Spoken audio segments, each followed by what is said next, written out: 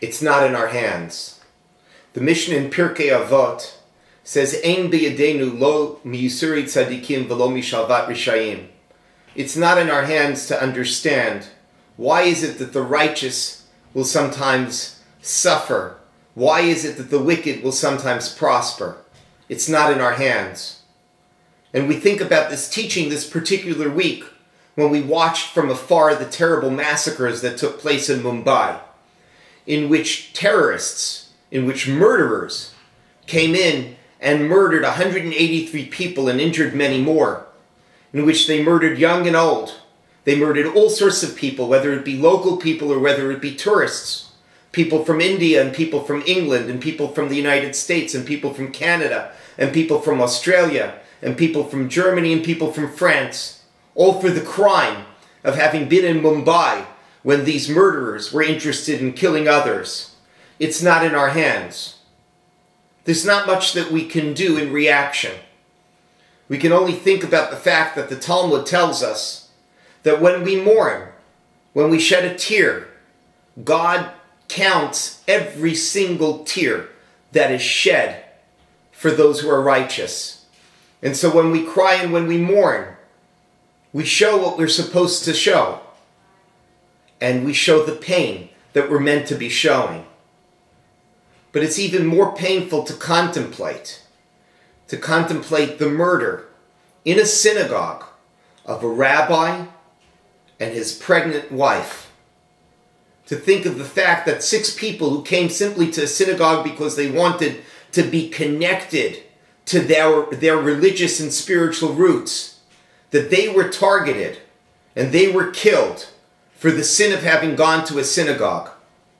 And you know, tomorrow night I've been asked by the local Chabad Shluchim to address an assembly, a memorial assembly, for all of the victims of Mumbai, and in particular for their colleagues, for Rabbi Gavriel and Mrs. Rivka Holtzberg, who were murdered in cold blood.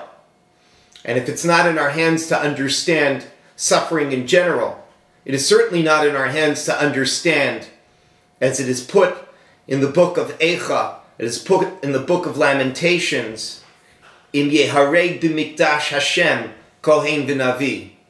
If in God's house a prophet and a priest will be killed, it's not in our hands to understand such dastardly evil, to murder people in cold blood in a synagogue. And unfortunately, it evokes the worst memories of Jewish history. And it's hard to understand how a caring and sensitive couple that welcomed all comers into their home and into their synagogue, how I remember the case of Sol Etzayak, a Montreal Jew, who was caught in jail in India, and how the Holtzbergs were the couple that came and helped them and stood by their side. It's not on our hands to understand this. All we can do is shed a tear. But even if it's not in our hands to understand this evil, it is in our hands to do something. No, we can never change history. No, there is no silver lining to tragedy. But as Rav Soloveitchik explains, if we do not understand the why, we do not understand why bad things happen to good people, we certainly understand the how. We know how we can respond. We know how we must respond. When we see acts of evil, we must respond with goodness. When we see acts of darkness, we must respond with more light. And when we see acts of hatred, we must respond with love.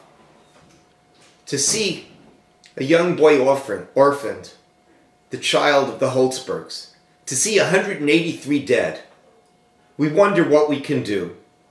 We say it's not in our hands, but yes, we can create a legacy for them. Yes, we can go out and act with greater love and greater caring. We can go out and do good deeds and create a legacy for them. It's not in our hands to understand evil. It is in our hands to respond and to fight back. And that is our responsibility. That is in our hands.